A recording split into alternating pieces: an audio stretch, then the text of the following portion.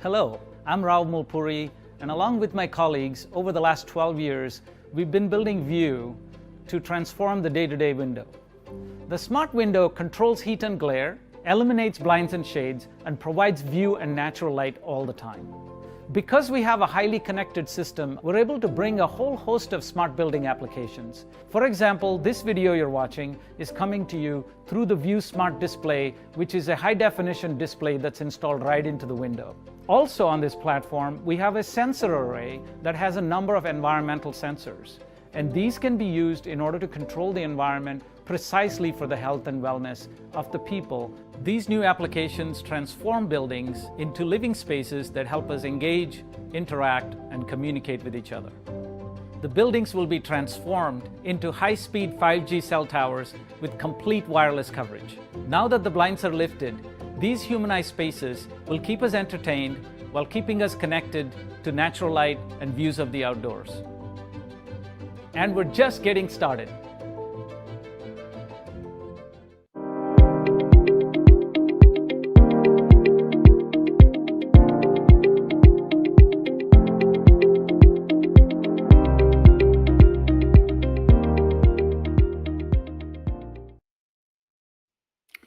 Hello, everybody, and welcome to this week's episode of Realcomm Live. So fun and good to be here. The reason I say fun is, as you know, every week I choose a word or a phrase to describe this week's episode. And, we tag on some pretty heavy topics throughout the year, but today is going to be about fun. A little bit of business, but also some fun.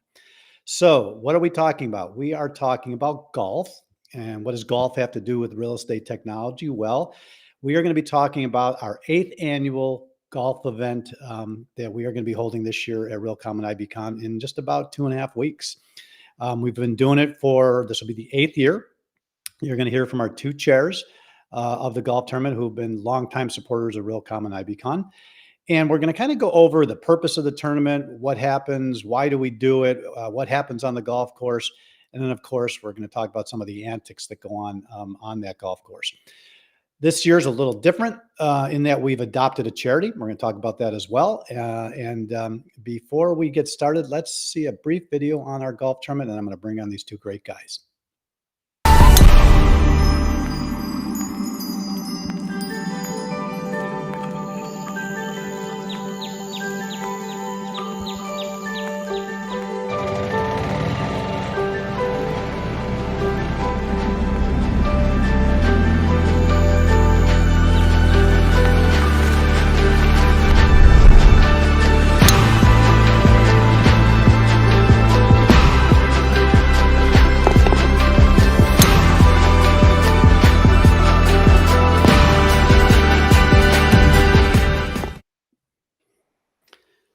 All right, let's bring on these two golfers and have a fun conversation about what's going to be happening on that golf course.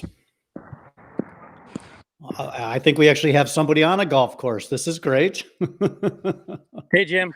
Hey, Todd, how are you? It looks like you're actually golfing. Yeah, I actually am golfing, getting ready for the big event. Awesome. But we're really looking forward to it, and the turnout this year is just unbelievable. Yeah. And it's Vegas, which is interesting because it's super hot out, and who really wants to play in 100-degree weather? But I think it's so packed at this point that we're almost turning people away because it's so busy. But yeah, it is sold out. We'll get to that in a second because I just got the latest numbers and we've got a wait list going.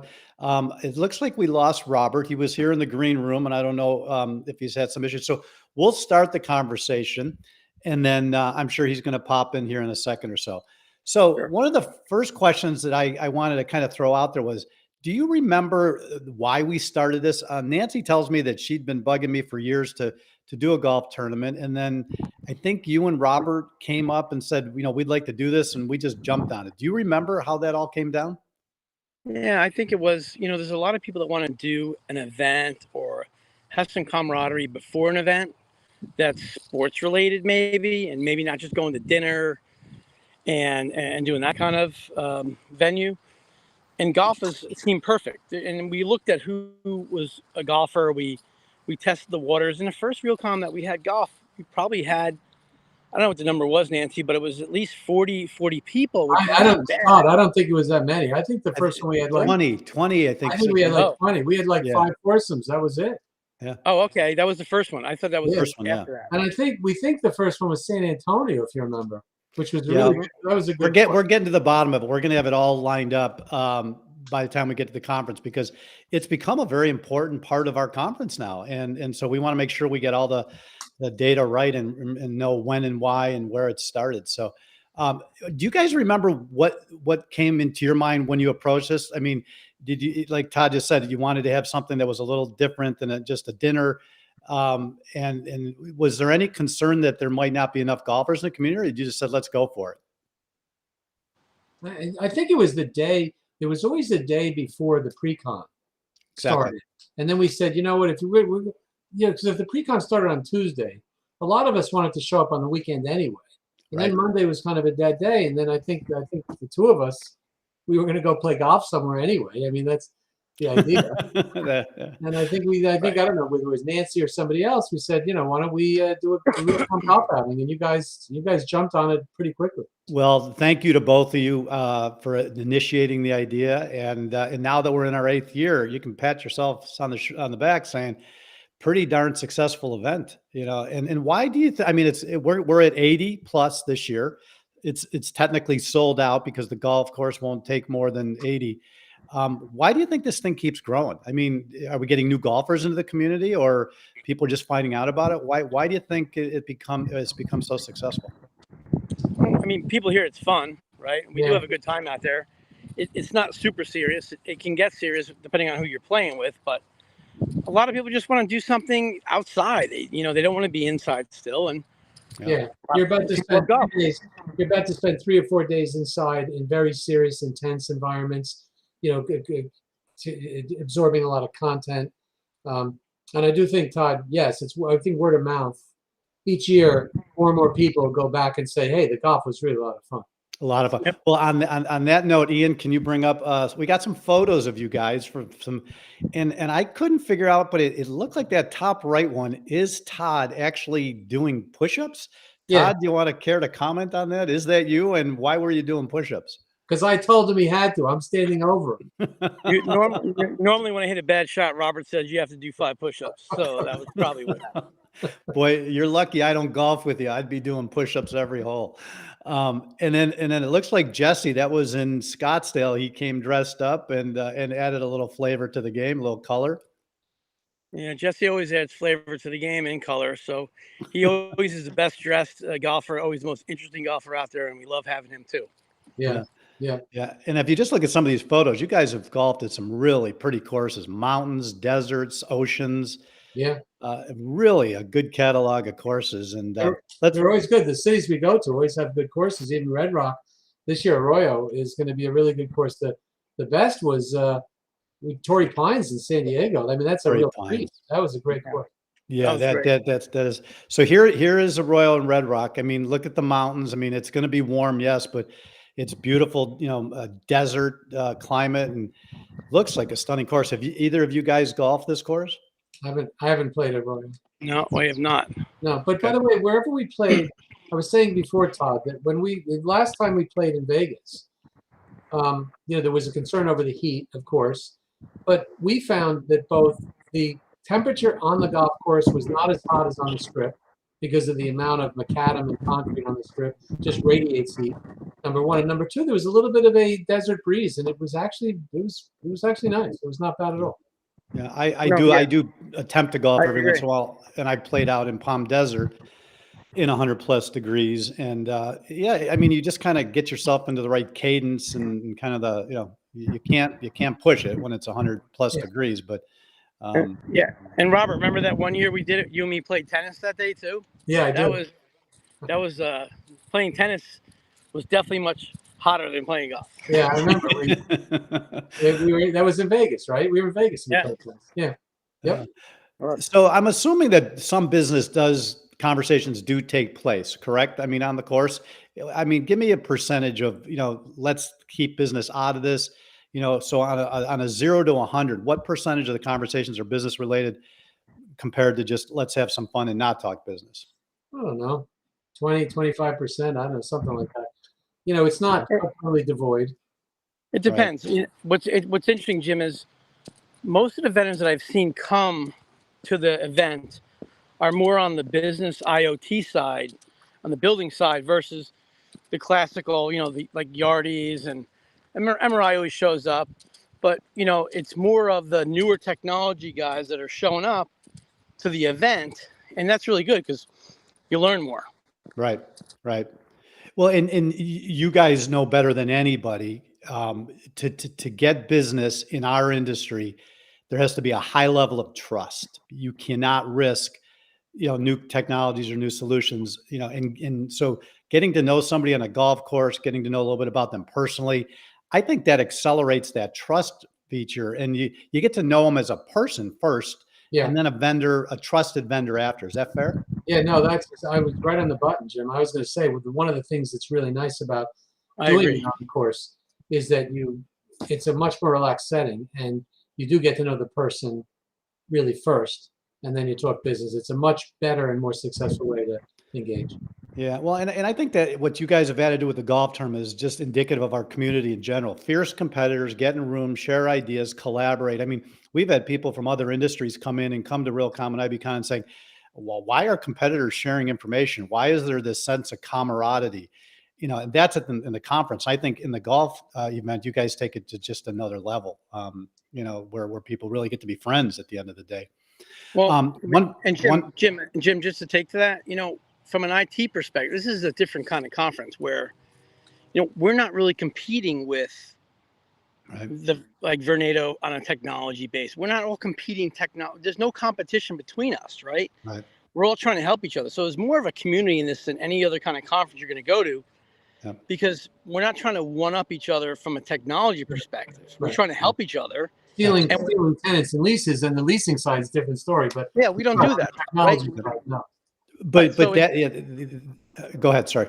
Yeah, so it's very different when you're talking to people. You're more willing to share about your experience with a product or whatever it might be versus something competitive like Robert said, leasing.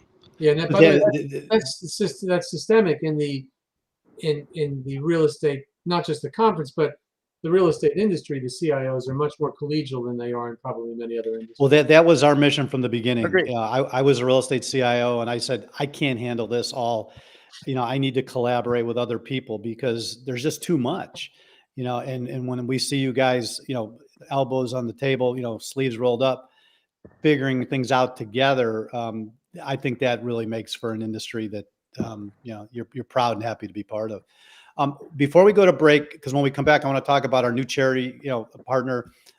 What's the number one takeaway from the golf outing? End of the day, you guys get together, you're going back to the hotel. What's the number one takeaway, over the last few years from this golf tournament?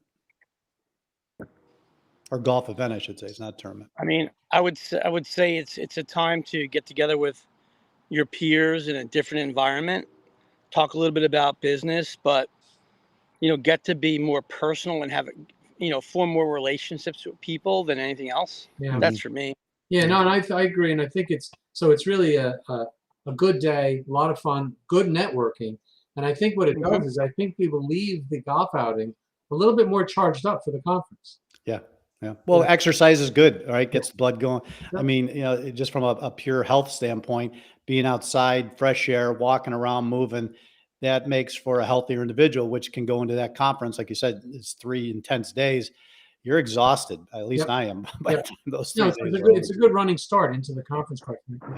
Well, like we were joking before, Robert, if this thing keeps growing, we're gonna have to get a course with 2 different or reserve with 2 different courses. When we get like 120 golfers, we'll go to a place with 2 courses and we'll start 2 shotguns at the same time.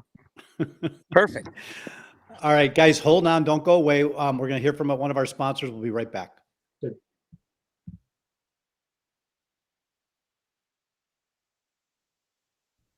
Everything in real estate accounts payable has been automated, except invoice coding. Coding invoices for approval and payment still relies on manual data entry. It's slow, error-prone, and just not scalable. Predict AP was founded by real estate insiders to automate invoice coding. They tried everything else first: OCR, outsourcing, but every solution fell short of actual coding. Predict AP fully automates invoice coding for real estate companies. Unlike other solutions, Predict AP provides fully coded invoices ready for your existing automated AP workflows. It works with your current AP automation system, so you can keep the workflow you already trust. Your AP team can review the coded invoices, revise or accept our predictions, and send to your AP workflow with one click. Get your AP team out of the data entry business and onto higher value work. Automate invoice coding with Predict AP. All right, guys. So what I want to do is, oh, we lost Todd. Maybe he's got to take a shot. So I think it's great that he's coming in from a golf course. That just shows you how far we've come with technology, right? That you can actually take a meeting while you're in the middle of. Yeah, I remember when we used to remember the days when if you could hold on to a cell call for a minute without a lot of garbling, it was okay. Now you expect real-time video. Yeah, well, and you were getting it. I mean, we were joking, Todd, that you had to take time off to take a shot and then come back to the meeting. Yeah. How you hitting it, by the way? No, they gave me a par on that hole because I didn't play it. So I said, how are you hitting the ball today, Todd? I'm only in the third hole, so I bogeyed the first, parred the second, and the third hole here, par 5. They're still playing it, so they gave me a par. So awesome. Well, thank you for interrupting your game. I appreciate. And by the way, I think you're at a charity. All right. We are. Yes, we are. Good segue. So I think it was Todd, but I'm not 100% sure that. Yeah, I think we've been talking about it kind of at the edges for the last couple of years. Let's make this thing a charity event and stuff like that. And I think all the everything came together this year because we had been working. We had adopted charities for the 20 years, 25 years we've been around. We had the poker tournaments, and then after the '08 financial, we stopped doing that because people, budgets were a little tighter. But we always wanted to get back, into adopting a charity as well. So I think everything came together. You guys wanted to push this into as a charity event. We found this organization called Stacks Joules. So, which one of you guys was the one that was talking about the charity event first? Was it you, Todd? I think we were both talking about it. Really, like we've always said, like we should do this for a bigger cause, right? Yeah. Right, Robert? Yeah, because we looked at it a little bit as this is outside the conference. We're happy that you guys sponsor it and stuff, and we said, well, any excess funds really ought to go to benefit somebody of worthy cause. We were set to do it, if you remember, in Miami right before COVID. Right. And then it got, so we talked about it for a bunch of years. Miami came around. I forget who the cause was, Todd, in Miami. It was a local school, I think. It was local school, yeah, I remember that. Yeah. And then COVID hit. Yeah. Mm-hmm. So it took us, maybe a little longer than it should have, but the good news is we're here. And then let's talk about Stacks Joules a little bit, right? So we found Stacks Joules. Lisa went to ASHRAE. They had done a presentation. She got all excited. I think she was at the airport, or in the plane emailing me saying, Jim, just found this organization. You got to. Literally 2 days later, we're on the phone with them. We get the lowdown, and here's the 30-second elevator pitch on what they do. 2 guys, one a teacher and one a ex-IT executive in New York City, get together and saying, just like you said, Robert or Todd, we got to do this for a bigger cause. There's bigger issues out there we got to solve. So the teacher, think about it, the teacher DNA and the IT executive DNA come together and they say, we got to help people, young adults, or even in this case, older adults who maybe aren't given the opportunity to get a good job. And because the IT side, John was more involved in the built environment, they chose building automation. So what they did was they put together a program where they bring these kids in from economically and socially challenged neighborhoods or environments that just would never get exposure to the world of building automation. They knew they were smart. They just needed an opportunity. So they put together this program where they teach them coding to turn lights on and off to music, kind of like a DJ. And then once they get excited about that, then they start putting them into, real building automation training to the point where after they get through their program, can literally go out and get jobs. And, in our industry, high paying jobs. And when I talked to them and I saw one of their students, I mean, this young lady had 3 of us in almost tears when you hear her story, that she said, this literally changed her trajectory. So I don't know. I mean, what do you guys think about this organization? And I'm excited as heck. They're going to be at the conference. They're going to be on the general session stage. So, I don't know if you got any thoughts on what they're doing. Well, they came. Howard had them come to our New York, and I Yep. think I don't know if it's the same woman or not that spoke to you, but I think she did have us in tears. Yeah.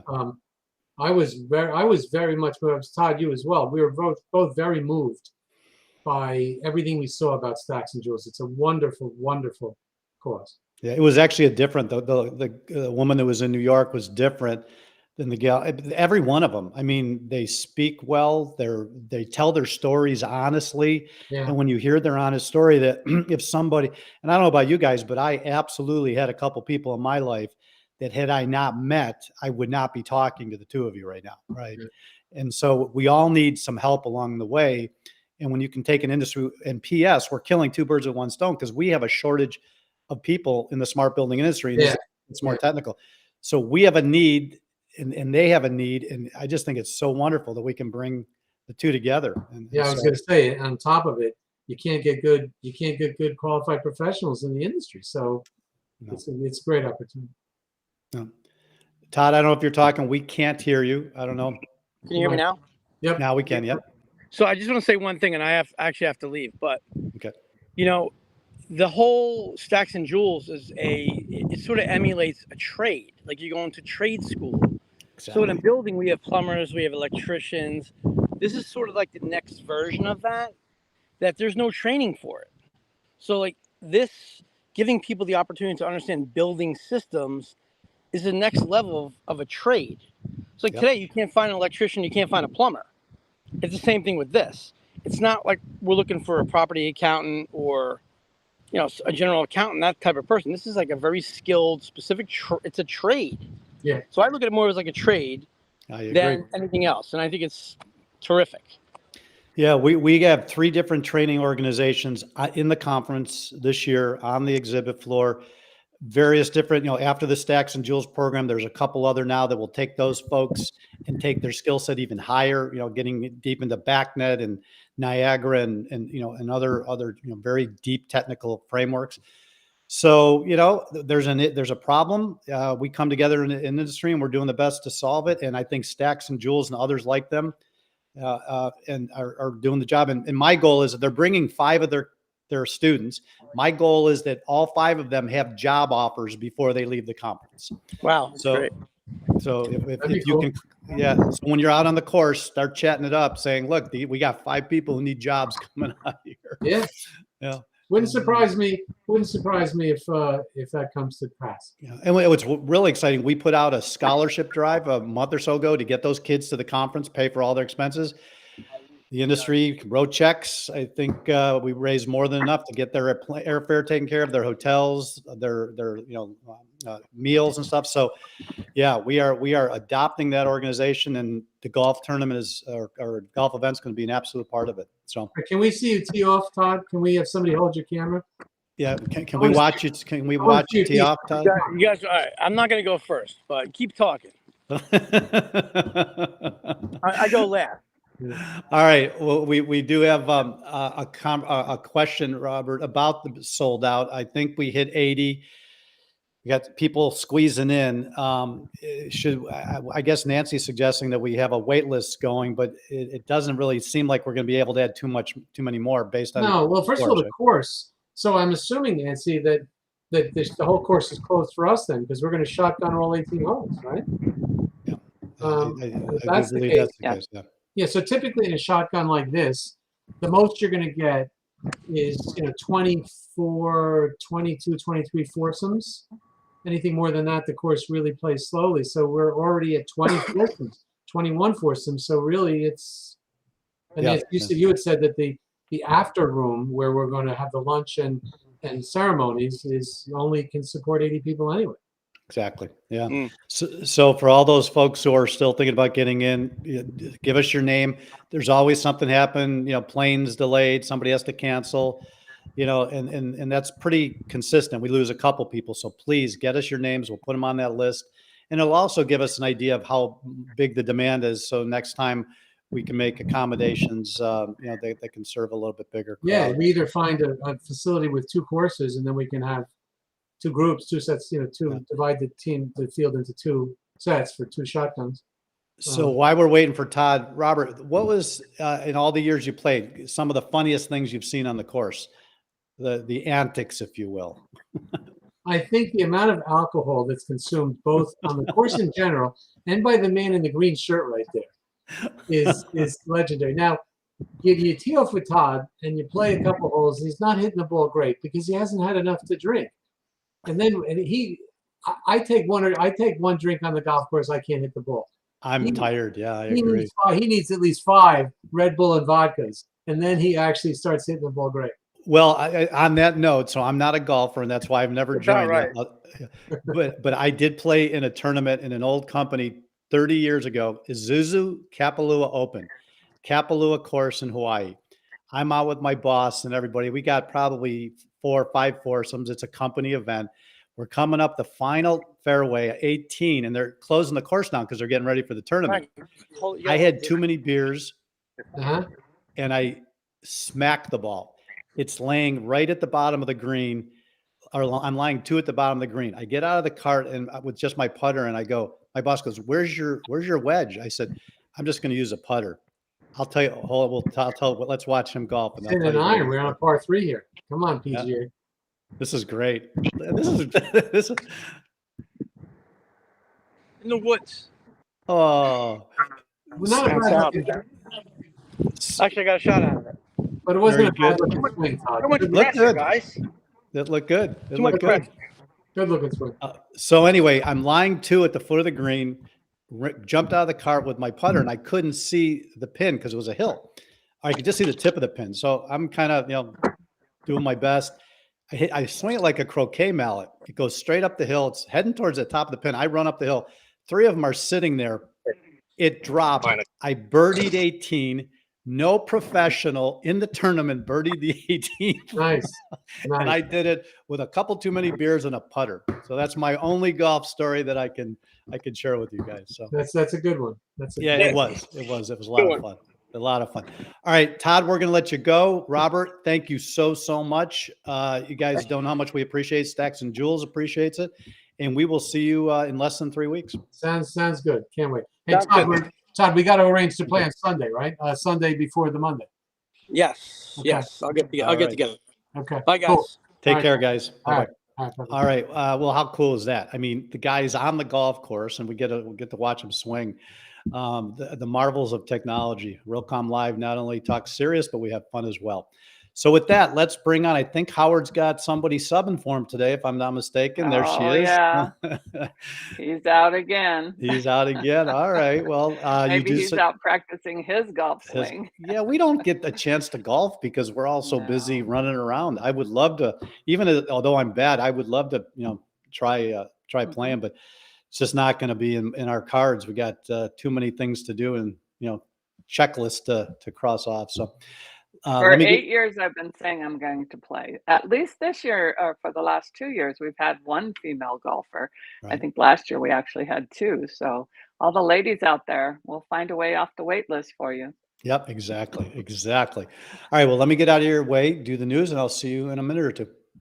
All right. Very good. Here's a quick recap of a few of the articles in yesterday's news briefing. Our first article is about the opening of the new headquarters for Amazon. This week, hundreds of employees began working in a pair of 22-story office towers that make up the first phase of Amazon's HQ2, the company's second headquarters campus located in Arlington, Virginia. This also marks a major milestone in the massive development in DC known as National Landing. Amazon expects to create tens of thousands of jobs in the region as HQ2 continues to develop.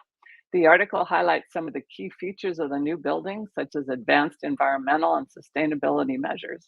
These include energy-efficient systems, green roofs, a focus on pedestrian-friendly spaces, and communal areas to promote collaboration and employee well-being. Next up, the 10 smartest cities in the world.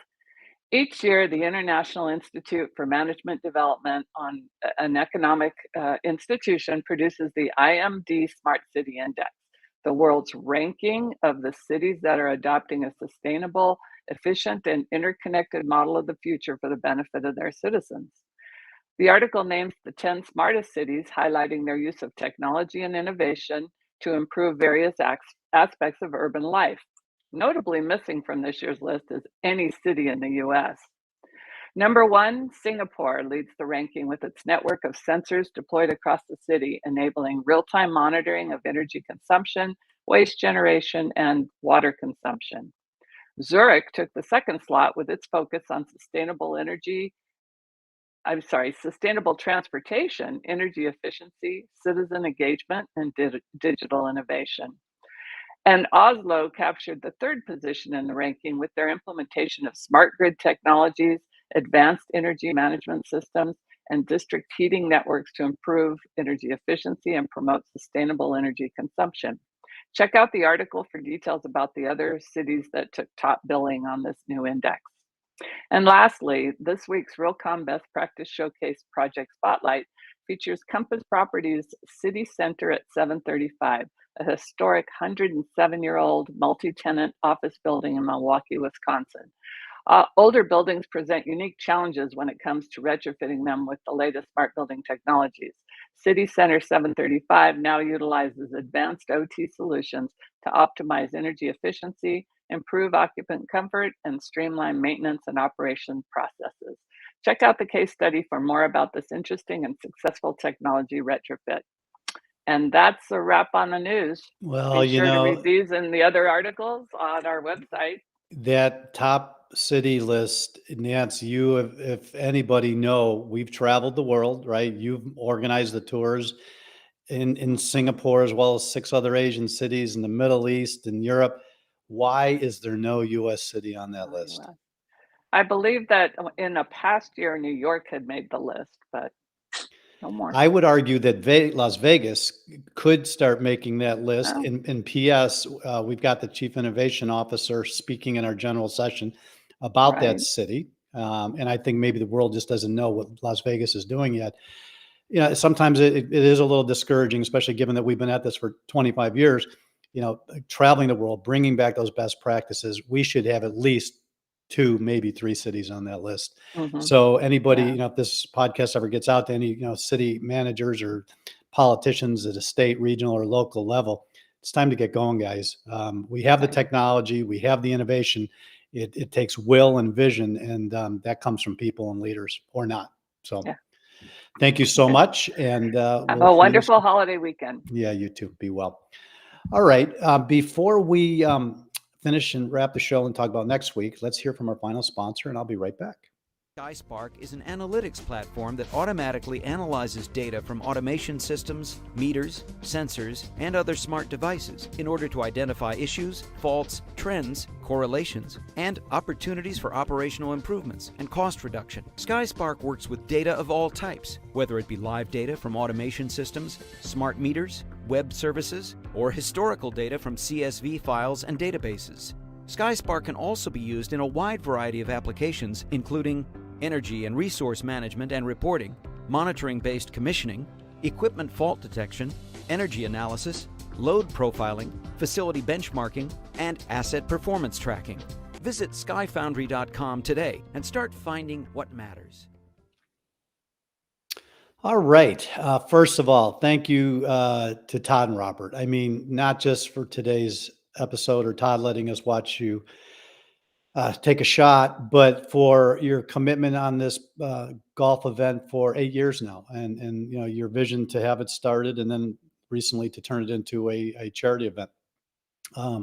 Your efforts are showing to be very successful. It's a good addition to the conference, brings a lot of good energy, getting people outside. And this year we're going to raise some money for a very, very worthy cause, Stacks Joules. Thank you to our sponsors. And of course, always thank you to our Realcomm team who puts this episode together each week. Next week, another surprise. We will let you know beginning midweek what our topic is. We're going to kind of hold it under the covers for a little bit. It's going to be exciting, and we're only 2 weeks away from the conference, so you can only imagine what we're going to be talking about. So with that, I'd like to say thank you. Have a great day, great weekend. Those of you in the U.S., have a good holiday weekend, and we will see you next week on Realcomm Live. Be well.